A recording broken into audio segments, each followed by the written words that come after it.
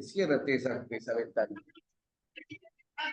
Señoras y señores, señoras y señores, damas y caballeros, el inicio del programa, como todos los sábados, con nuestra nota editorial. Está ya con nosotros nuestro editorialista de todos los sábados, el doctor Juan Pareles Cabrera, que dirige este programa. Él es profesor jubilado de la Universidad de Guayaquil, Facultad de Jurisprudencia. Además, ejerce las funciones de asesor jurídico de la Sociedad Hijos del Trabajo, primer vicepresidente nacional de la Confederación Ecuatoriana de Organizaciones Clasistas Unitarias de Trabajadores, la CEDOCUT. A las 12:10, doctor Juan Varela está en el tema diálogo nacional, aquí en su programa radial La Voz de los Trabajadores. Adelante, doctor Juan Varela Cabrera. Muy buenas tardes. Muy buenas tardes, estimados oyentes de Radio Cristal. Esta es la voz de los trabajadores que se transmite todos los días sábado de 12 a 13 horas por esta emisora, la más popular del Ecuador, Radio Cristal. Este programa es auspiciado por Sociedad Hijos del Trabajo. El editorial del día de hoy le hemos intitulado Diálogo Nacional, Política de Estado. Es necesario que los gobernantes y también los gobernados, esto es, las organizaciones e instituciones que conformamos el Estado ecuatoriano. Hemos llegado a esta conclusión después de haber atravesado una serie de situaciones que están presentes en la vida nacional. Por una parte, se encuentra el tema de la violencia e inseguridad que hoy el gobierno nacional no puede resolver. Y no puede resolver porque no hay una política de Estado para la solución de problemas estructurales que tiene el Ecuador. Estamos también atravesando una serie de propuestas que elevan el costo de la vida y que intranquilizan a la sociedad ecuatoriana. Primero, tuvimos el alza del IVA del 12 al 15%, bajo el argumento de que la elevación del IVA iba a servir para mitigar la violencia, y resulta que no ha pasado eso. Dicen que hay un plan que le dicen Fénix, pero que no se conoce y no se sabe dónde está. La violencia continúa en todas las regiones del país, en todas las provincias y en todos los barrios y campos. La violencia no se ha resuelto, pero al pueblo ecuatoriano le cuesta más los impuestos. ¿Qué decimos nosotros? Y entonces, ¿para qué nos siguen clavando impuestos si no tienen ninguna posibilidad de darle solución? Es un engaño nacional lo que nos han hecho. En consecuencia, tampoco podemos hablar de que vía impuestos se resuelven los problemas del Estado ecuatoriano. Ahora se habla de quitar los subsidios a la gasolina. Y para quitarle los subsidios a la gasolina, se habla con un grupo minoritario totalmente, infinitamente minoritarios como son los taxistas, que no representan a la gran masa popular que se va a ver afectado por la elevación del precio de las gasolinas populares, como le decía el gobierno cuando subió el precio del IVA de la gasolina súper.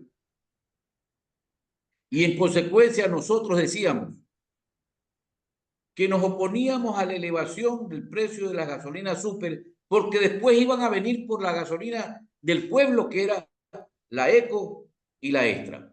Y ahí están. Esta elevación del precio de los combustibles es una imposición del Fondo Monetario Internacional para disque ayudarnos, dándonos crédito para resolver la crisis económica del Estado. ¿Saben, ecuatorianos, que vino el Fondo Monetario y nos entregó 1.000 millones de dólares? Y el Estado ecuatoriano, el gobierno del señor Noboa, el ministro de Finanzas, el economista Vega,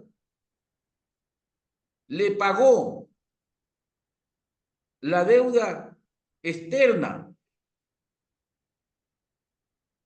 800 millones de dólares.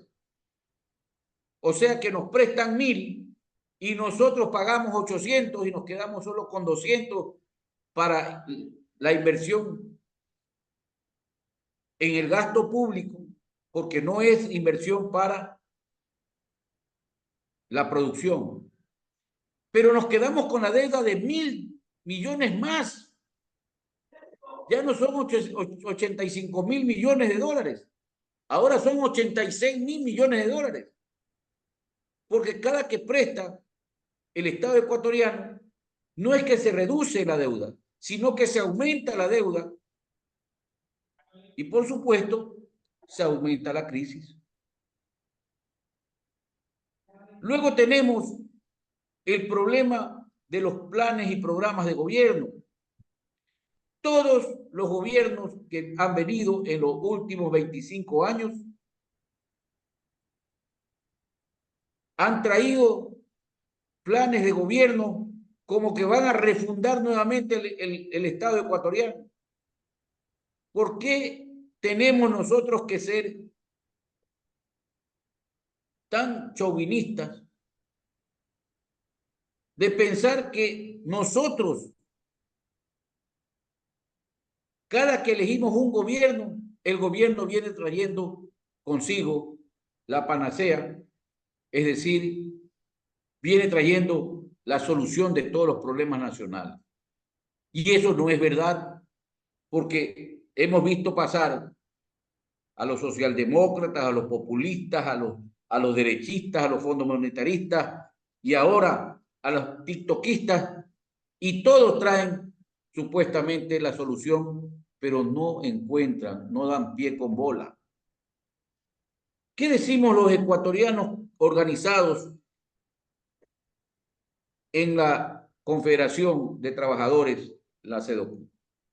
Consultado por dos convenciones que se han dado y por las que vienen en los próximos días, tanto en Quito como en Guayaquil,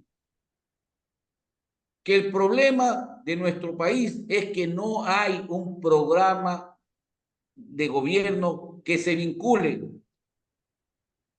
a una política de Estado. No existe en el Ecuador política de Estado. Frente a esto, nosotros, la CEDOCUT, los trabajadores ecuatorianos, proponemos que convoquemos a una mesa de diálogo nacional donde estén empresarios, gobiernos, trabajadores, campesinos, la academia, los colegios profesionales Es decir, una mesa de diálogo no política, sino una mesa de diálogo representativa, porque cuando nosotros convocamos a los políticos, todos ellos tienen intereses y todos quieren llevarse el gobierno y el Estado encima.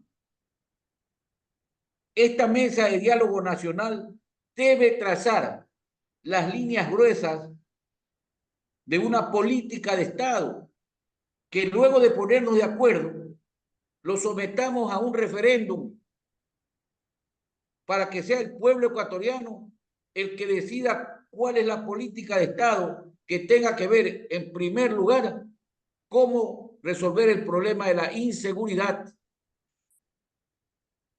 o por lo menos plantearse un plan de seguridad. La seguridad no es solamente el policía, el militar y el garrote, la cárcel a la delincuencia, no. El plan de seguridad tiene que ver con el ciudadano, tiene que ver con sus instituciones cantonales, provinciales y nacionales, tiene que ver con un plan que establezca cuál es el papel que le corresponde a todas las instituciones del Estado para darle seguridad al pueblo ecuatoriano. En segundo lugar, un plan económico que tenga que ver si nosotros tenemos que seguir pagando la deuda externa, manteniendo sumidos en la más terrible pobreza al pueblo ecuatoriano, fundamentalmente al campesino, fundamentalmente a quienes viven en los cinturones de miseria y a los trabajadores que no tienen empleo. Porque no estamos en una crisis de inflación, sino una crisis de deflación, que significa que existe un problema de crecimiento cuando la población crece más que la economía. Entonces, tenemos que buscar las líneas gruesas de la política económica nacional que nos permita el desarrollo para el progreso. Una política de empleo que vaya vinculada con la inversión que debe hacer el Estado en los servicios públicos que generen empleo y también el fomento a la empresa pequeña, mediana y también a la gran empresa, pero que sea ecuatoriana. ¿Y cómo? Tenemos que proponer que no podemos tener importaciones que echen a la quiebra a las empresas y las empresas tengan que despedir trabajadores porque no hay posibilidad de competir con las importaciones que provienen de todo el mundo y que han invadido el Ecuador. Que las inversiones sean el 50% para importación y el otro 50% para fomento a la industria, pequeña industria, y también para los emprendedores. Y entonces se va equilibrando la economía, pero no podemos seguir con una política de empleo que la quieren hacer solamente con leyes, que nosotros estamos de acuerdo en que hay que no reformar el Código del Trabajo, sino que hay que hacer un nuevo Código del Trabajo que involucre a todos los trabajadores y empleadores y que fundamentalmente proteja a los trabajadores que hoy no están protegidos por el Código. Esto quiere decir las nuevas actividades económicas que hoy tienen los jóvenes y que se han desarrollado desde finales del siglo pasado hasta el día de hoy. Consecuentemente, también necesitamos una política de Estado que establezca cuál es el rol de la educación y de la salud. No podemos seguir manteniendo una educación que no tribute el bachillerato a habilidades y destrezas que los jóvenes necesitan hoy con el auge de la tecnología. No podemos estar a espaldas del desarrollo teniendo un Ministerio de Educación que está dirigido fundamentalmente por tecnócratas y no por maestros. Tenemos que lograr que la educación primaria forme al niño, que la secundaria le dé una formación de sustento y la universitaria que pueda tener una profesionalización capaz de ser competitivo en el Ecuador y en el mundo. Pero eso lo tenemos que corregir con una política de Estado. No podemos tener a la educación superior como un negocio, como lo han hecho ahora, quebrando la educación fiscal universitaria para crear el imperio de 4 avivatos que han invertido en grandes extensiones llamadas universidades privadas, a donde los hijos del pueblo también hacen lo posible para ir, porque las otras universidades realmente están muy deficitarias. Pero también tenemos que hacer una política de Estado en la salud, aprobando una legislación de la salud que proteja al niño desde su nacimiento, que tenga que ver con la vacuna, que tenga que ver con la desnutrición, que tenga que ver con el tratamiento del joven y del adulto.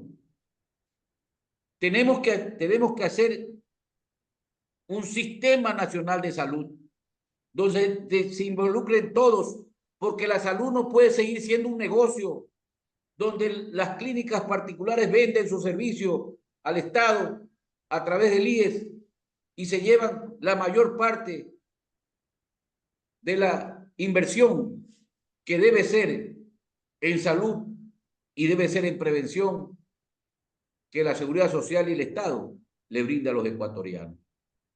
Debe haber una política de Estado en la salud. Y así podemos hablar de una serie de grandes problemas donde los ecuatorianos debemos ponernos de acuerdo y que ese acuerdo sirva para que no venga cualquier aparecido que porque sale en las redes, en el TikTok, en el Facebook o en cualquiera de las plataformas y se hace conocido y luego la gente vota ilusionada por ese, a lo mejor un payasito que baila o una chica que muestra, y eso no es así. El Ecuador del día de hoy tiene que tener una política de Estado para evitar los escenarios como el que se dio ayer, donde un gobierno que elige a una vicepresidenta hoy resulta ser que está involucrada en actos no santos y quiere pues obviamente no dejarla encargada del poder. Eso no es así. Ese es el tipo de políticos que hoy eligen y eso es lo que no debemos elegir y peor reelegir, porque ellos tienen que tener el rechazo popular. ¿Por qué nos hacen perder el tiempo siendo que la asamblea es una asamblea cara y nos ponen a discutir tonterías como si la enjuician o no la enjuician porque está involucrada en uno o en otro acto de corrupción? Eso tiene que terminar. ¿Cómo se termina? Con una política de Estado. Y por eso llamamos a todos los sectores nacionales a sentarnos en una mesa de diálogo nacional a discutir los problemas fundamentales que tienen que ver con el desarrollo, con la seguridad, con el progreso, con el empleo, con la educación y la salud del pueblo. Esta es nuestra opinión del día de hoy.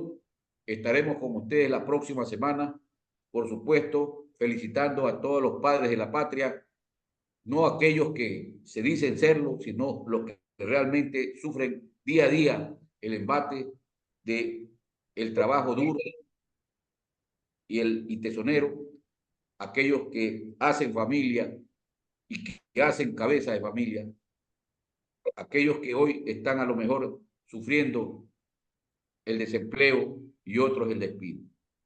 Mis saludos a todos los padres que el día de mañana estarán festejando un día más con su familia. Muy buenos días. Buenas tardes a nuestro editorialista de todos los sábados, el doctor Juan Enrique Vareles Cabrera. Si te gustó este video, dale clic en el pulgar hacia arriba, suscríbete a este canal y aplasta la campanita para que recibas más mensajes de los editoriales de La Voz de los Trabajadores. Gracias. El próximo sábado, Dios mediante, estaremos con ustedes. Felicidades. Buenas tardes.